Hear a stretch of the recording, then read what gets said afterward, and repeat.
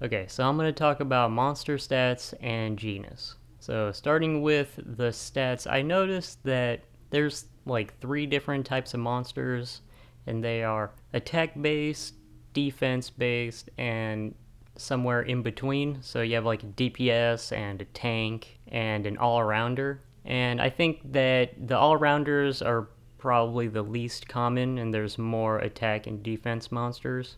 And in order to tell, you kind of want to look at the higher level because if they're level 1, you can kind of tell, but sometimes one stat is higher than the other, but when you level it up, it becomes less, and then some other stat that was lower turns into something that is higher. So it's always good to look at the higher levels, and you can look at previous sales, or you can find them in the wild somewhere. So I think that attack monsters are probably a little bit better for PvE because I think that they level up faster because they can fight stronger monsters and they can defeat more monsters that are at their level. Also, they can defeat monsters pretty quickly, so you don't have to wait around for them to defeat them. Whereas defensive monsters, you could get into like HP battles and you might have to skip because it takes the full 5 turns just to get through the battle. But later on, the higher the level the defensive monsters become, they just turn into like tanks. And attack monsters, they can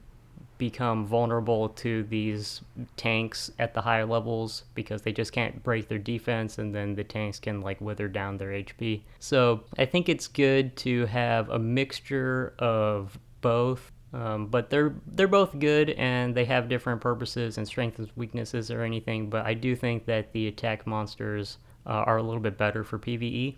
Moving on to genus, it's pretty simple. The higher the genus, the stronger the monster, the more stats it's going to have. Maybe if, let's say, a genus 1 and the perfection is really high, like 70 or above, it could be stronger than a genus 2 that has a low perfection rate, like a 40 or something, but it still won't be stronger than like a genus 3 monster who has like a low perfection rate. So the perfection rate can make the monster stronger, but it's not really going to make it so much stronger than the higher genus, maybe like +2. Yeah, high perfection rate will kind of maybe bump you up a little bit, but it's still not as significant as like a whole genus higher. So the higher the genus, the stronger the monster, more stats, and that's pretty much it about genus.